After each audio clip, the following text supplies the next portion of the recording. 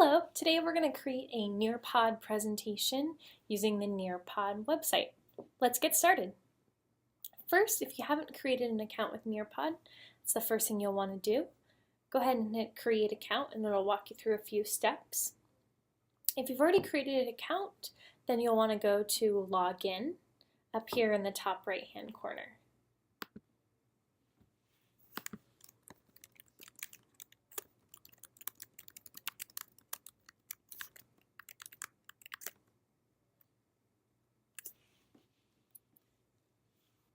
Once you log in, you gain access to all the NearPod creation tools as well as support resources. Before we create our presentation, I want to give you just a brief overview of some of the tools that you'll find on this page. Create is the tool that we're going to use today, and that's where you'll go to create any presentation. Assess will let you run a report of all the submitted answers from a presentation. So for example, if I did an in-class assignment with NearPod and I wanted to gather all of the student answers to a quiz and maybe a drawing or something else that they created, if I use the assess option, I can download all of those files. Next, we have the NearPod webinars. So almost every week they have different webinars that you can attend, and these are all free. They're going to give you the basics of using NearPod and let you ask any questions that you might have.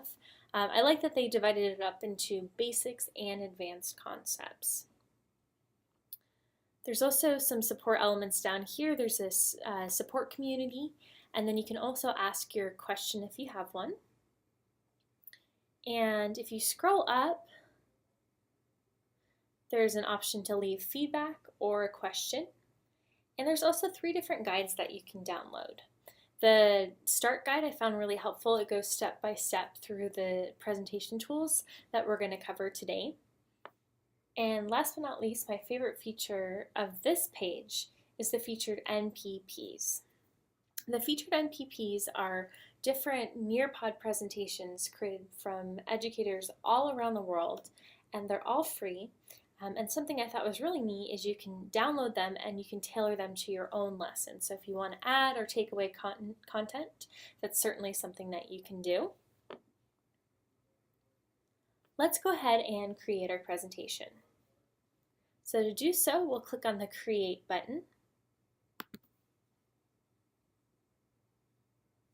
And we'll come down to the New Presentation button.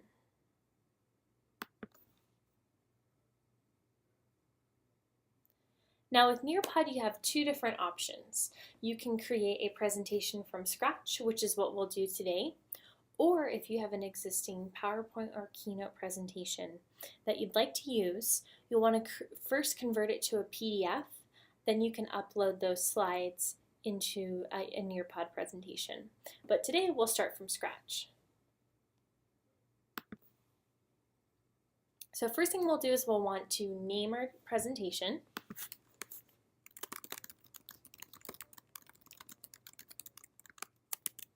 And give it a short description.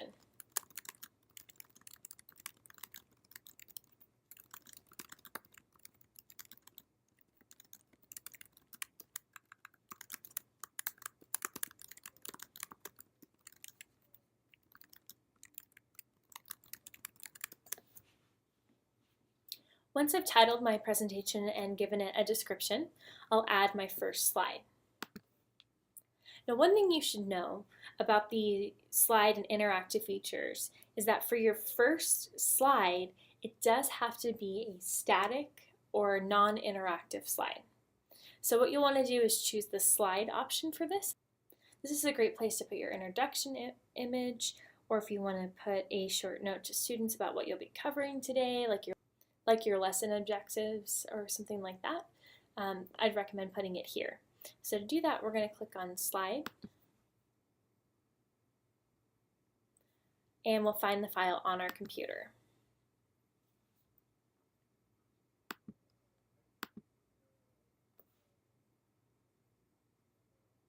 And once you've uploaded the slide, it'll appear down here.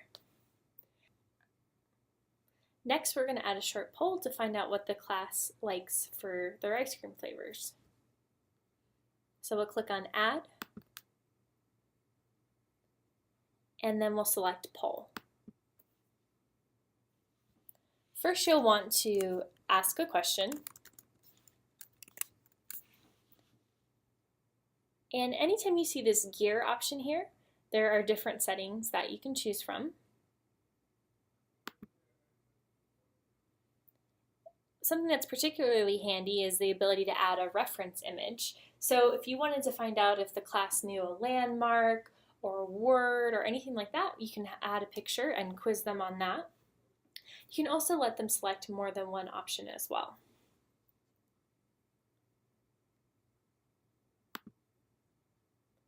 Here we'll add our answers. And to add another answer, we'll just click Add Answer.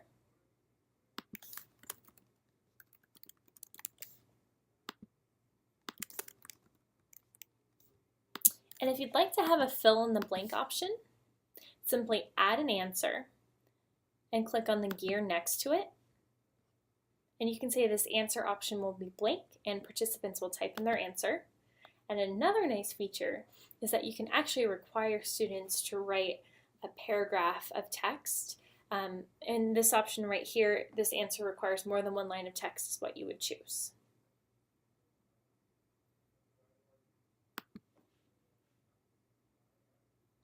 And when finished, you'll hit the Save button, and your slide will be created here. Now I want to make sure that my poll comes after my introductory slide, so I'm just going to simply click and drag to move it around. Next, I'd like to show you how to add a video. Now, one thing to bear in mind with the video files, they do have to be videos that live on your computer. So you can create a video using Camtasia or any other type of program. Or if you'd like to, you can download a video from somewhere like YouTube. There's a great website called KeepVid that will let you download a YouTube video. Bear in mind that you'll want to give the creator credit, but this is an option for embedding videos into your presentation. So we'll click on Add, scroll down to Video, and choose Find a File on your computer. And I'll choose this video here. Now, video files can take a few minutes to upload, but the nice thing is you can actually continue to work on your presentation while they upload. So down here in the bottom right-hand corner, you'll see that it's processing 2 videos that I have uploaded. Now we'll add a drawing component to our presentation. So if I scroll down to draw it, I have 2 options. I can tell my students to draw on a blank canvas, or I can have them draw on a background image. The background image is really great if you wanted to have students practice conjugating a verb, label somewhere on a map, draw a diagram, anything like that, that having a template would be helpful. And I actually created a little bowl for students to draw their favorite ice cream sundae into. So that's what I'm going to upload.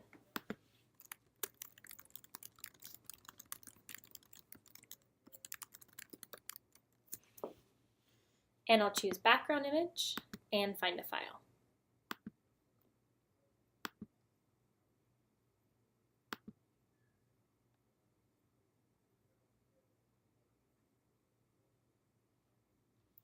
We'll add a few more slides to our presentation by clicking the Add button.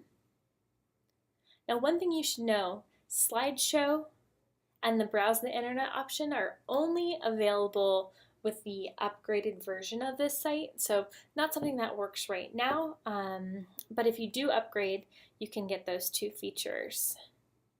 So last but not least, let's practice adding a quiz to our presentation.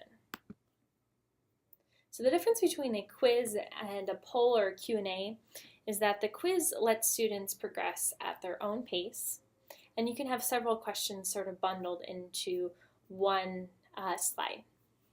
So we'll ask our students, do you know about ice cream?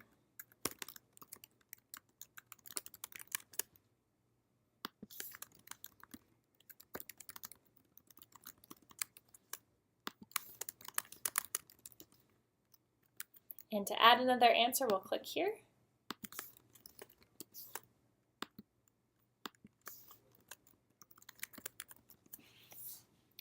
Now with a quiz, you'll want to set up a correct answer.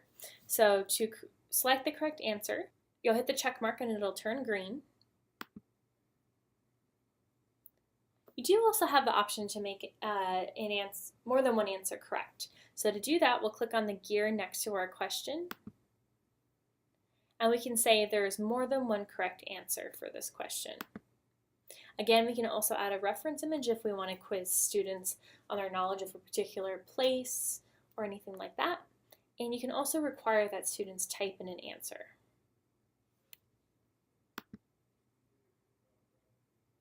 So we'll require students to type in their answer on the next question.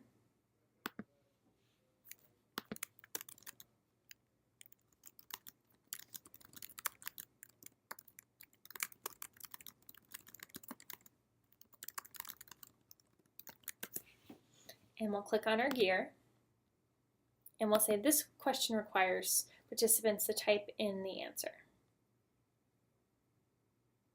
And we can have a correct answer here if we'd like to, but I'm going to say that there's more than one correct answer.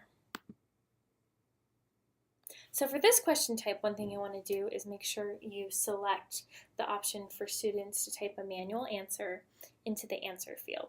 So what I'll do is I'll click on the gear next to the answer and say this is manual entry answer, and hit close and then save. Great, you're on your way to creating NearPod presentations. There's a few more things that I want to show you how to do in order to actually use the presentation in class. So once done, you'll hit the done button here in the bottom right hand corner. And you'll notice that I got a message here that the presentation was not saved. This is because my videos haven't finished uploading. So I'm actually going to go ahead and bypass this presentation, and I'll show you how to publish a different presentation.